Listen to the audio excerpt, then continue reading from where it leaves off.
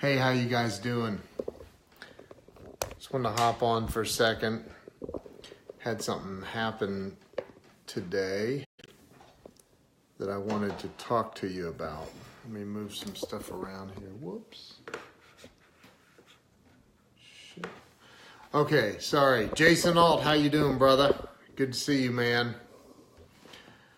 So I had something happen today and I wanted to talk about it. Brad French, how are you, bro?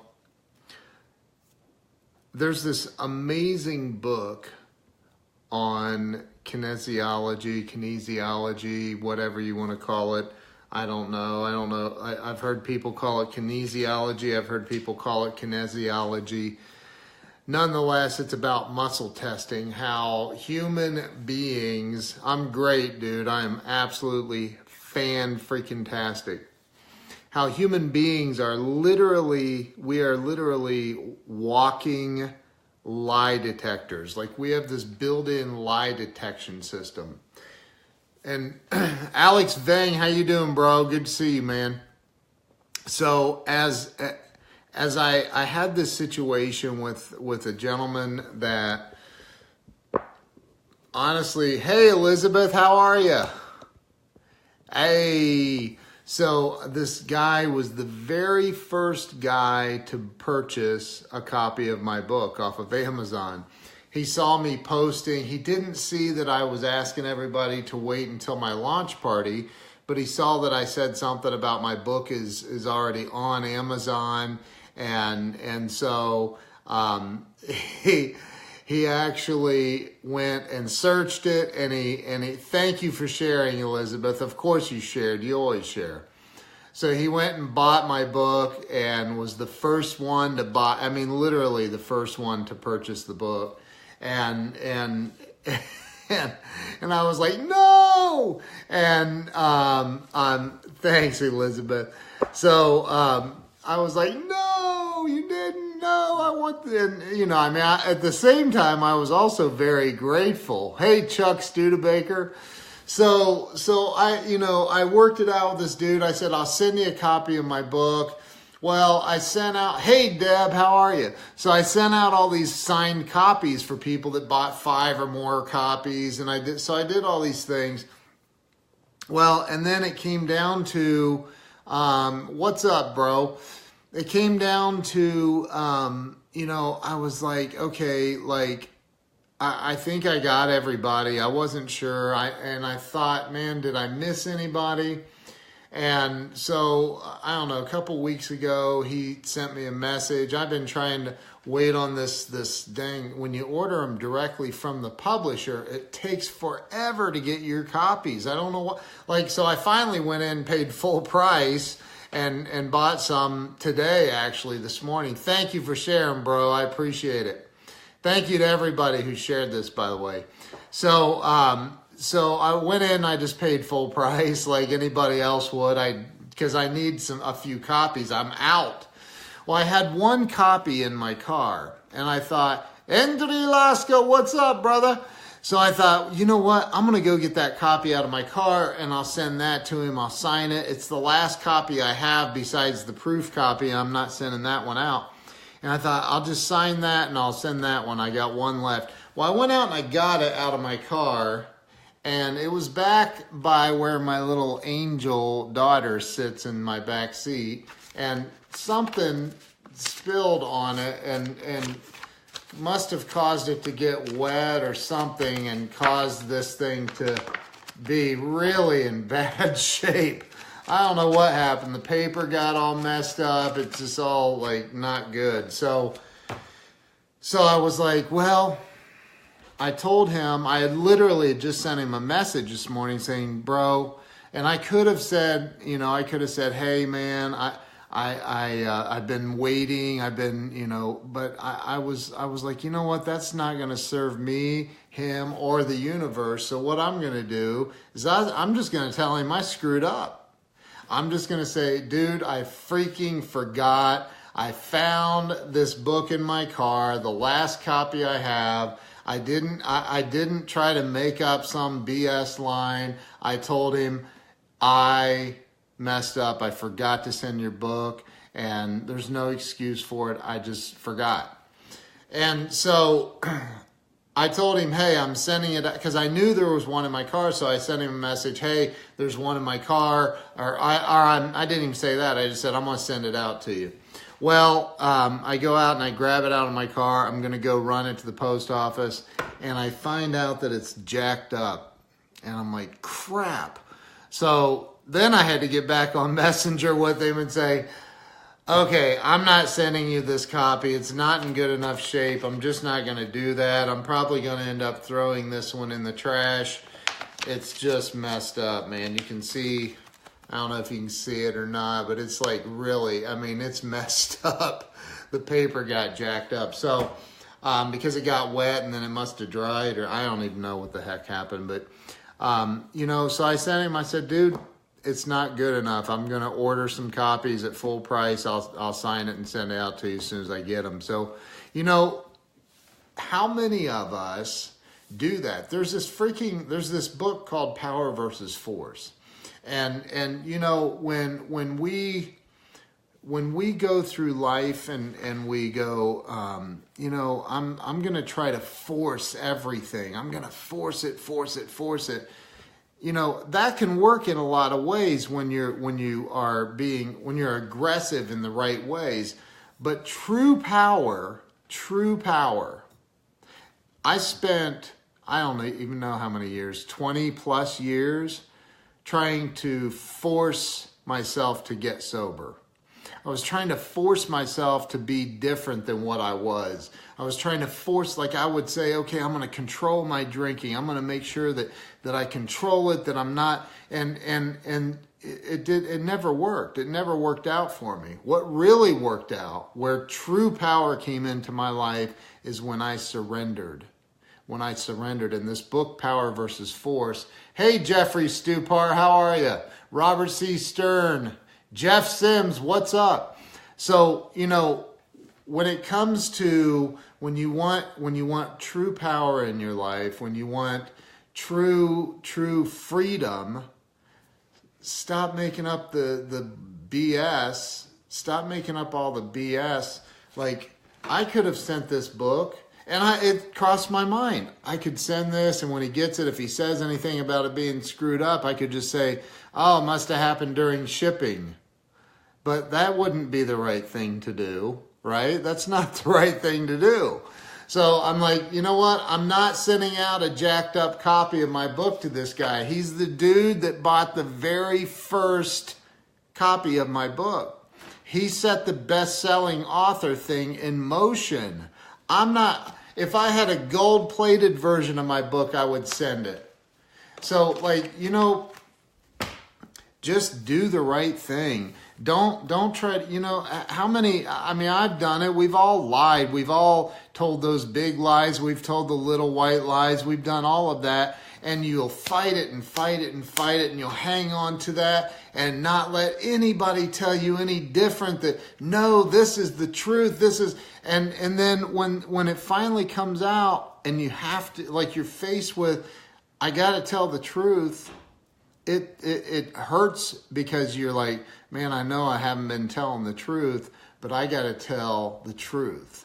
And when you finally surrender, and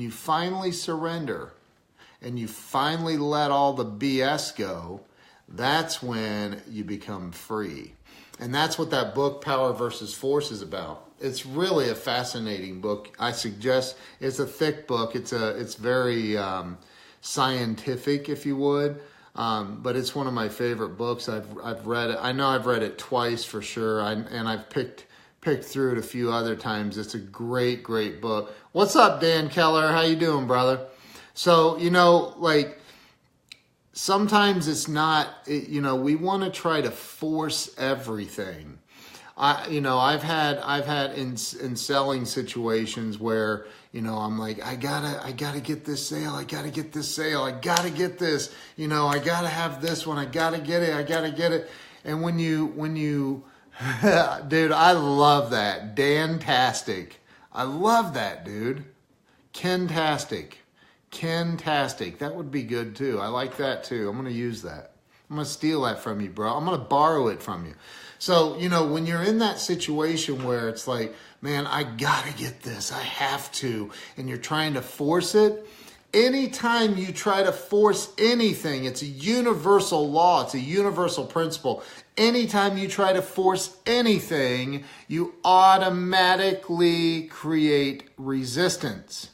Have you ever had a situation where you're like, I need this sale, and no matter what you do, no matter how many ways you try to close it, no matter how many Grant Cardone closes or Zig Ziglar closes or Brian Tracy closes or any other closes that you use, it just won't budge. The dude won't buy. The dude won't make a decision. He won't whatever's going on, he will not give you the real objection, and you can't get through it. A lot of times when a situation is like that, and you've done everything that you know how to do professionally, the real power comes in surrender. Plan your plans. There's this old saying that we had when I was in AA. It's plan your plans and let God handle the results. Like, you push, you do everything you can, but when you surrender, how many times have you said, I've done everything. I guess this guy he's not going to buy. Not going to happen. I'm not going to have him as a client, and that sucks because I really wanted him as a customer. And then you just let go and you walk away. And guess what? As soon as you do that, a lot of times it's going to come to you anyway. It's going to come to you. So there's a lot of power. There is so much more power in surrendering than there is in force. I promise you there is. Now, I'm not saying if you're trying to push a boulder uphill, just let go and let it come and crush you. You don't want to do that. But sometimes those boulders are just a bit too much. Sometimes you need to push a smaller boulder up the hill first and build up your strength and your muscles and get conditioned to be able to push the bigger ones. What's up, Richard? So that's it. I was just thinking about that today. I could have made up all kinds of stuff, and I could have sent that dude a crappy copy of my book that obviously had something spilled all over it, and the pages got wet, and then they got dry, and then they're all jacked up. I could have done that, and I could have, blamed it on shipping if he said anything. Chances are he wouldn't have said anything at all. And don't be so arrogant that you can't ask for help. Amen. Dude, that shit almost killed me with drinking. It almost killed me. I've been sober over 15 years now, man. I'm coming up in February, it'll be 15 and a half years exactly that I've been sober. Haven't had a drop of alcohol or a minor mood-altering drug in 15 and a half years, man. 15 and a half years. There was a time when I wouldn't even go into a restaurant that didn't serve alcohol. Like Bob Evans, I don't know if you've ever heard of Bob Evans, but Bob Evans is a restaurant chain here in Ohio, and they're in the Midwest, but they don't serve alcohol, zero, nothing. And I can remember there were times when it was like, hey, let's go to Bob Evans for breakfast. Well, normally I wasn't awake for breakfast because I was too hungover, but Bob Evans, no. Or let's go have dinner or lunch there. What? No, they don't serve alcohol. I'm not going there. I mean, I lived to drink. I lived for that. There was no other purpose for me to be alive, I thought that's, and then I remember when I first got sober, I was like, man, I mean, how do people even have fun? White Castle. Funny story about that. I got a DUI one night. I've had two of them that I got, by the grace of God, I promise you, by the grace of God, I'm still alive and I never injured anyone else.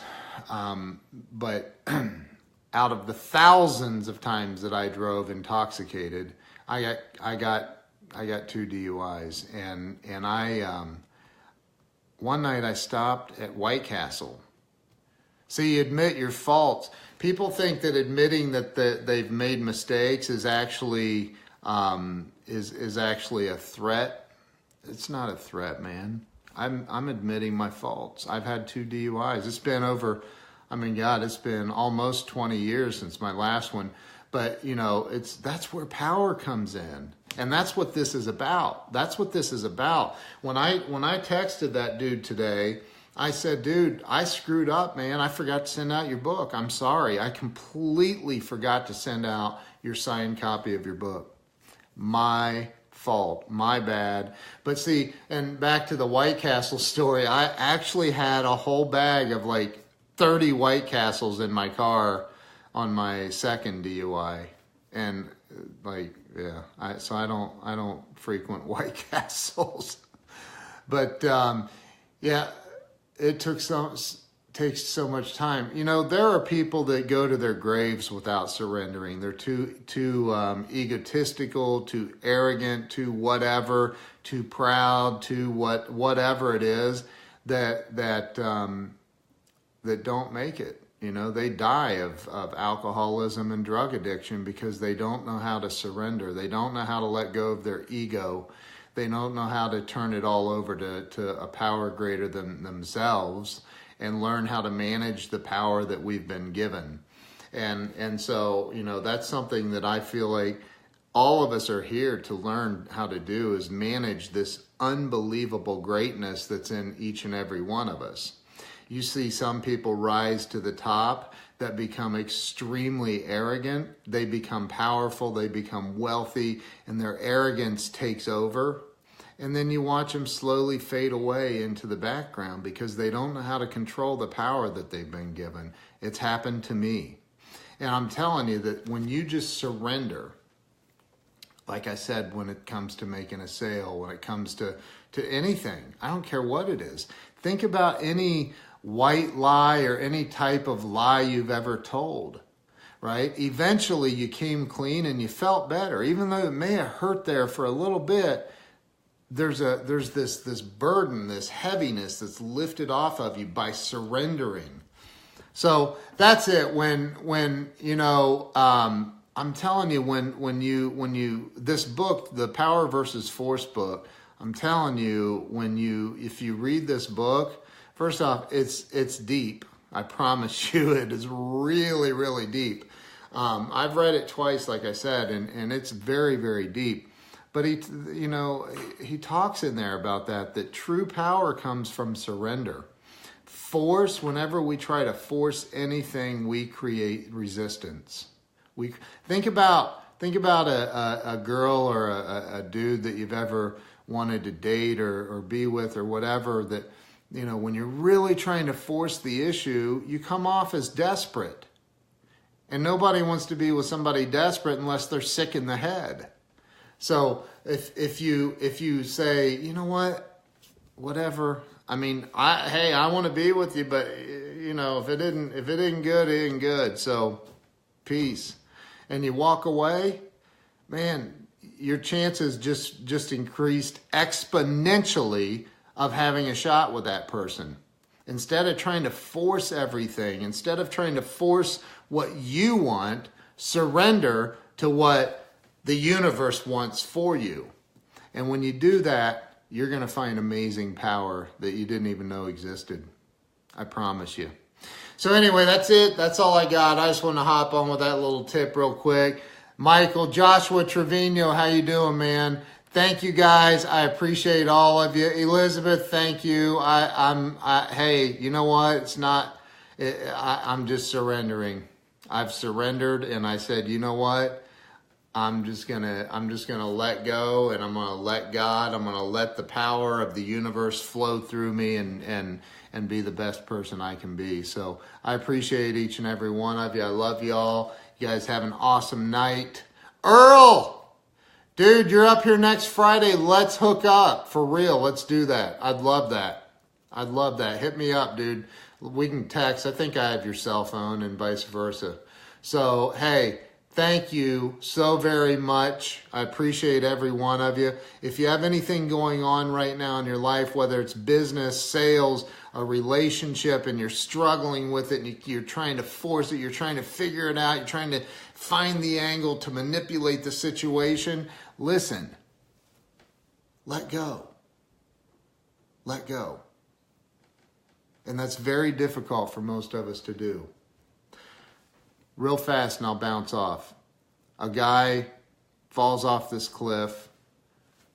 On the way down, he finds a branch, and he grabs a hold of the branch, and he's hanging on, and he's praying, and he's screaming, and he's like, please, God, if you're real, please help me, God, please help me. And he's hanging on to this branch, and he feels it loosening up, and he's like, God, please don't let me die. And all of a sudden, the clouds part, and the voice of God comes down and says, let go. And he's like, is there anybody else up there? And that's the way it works, man.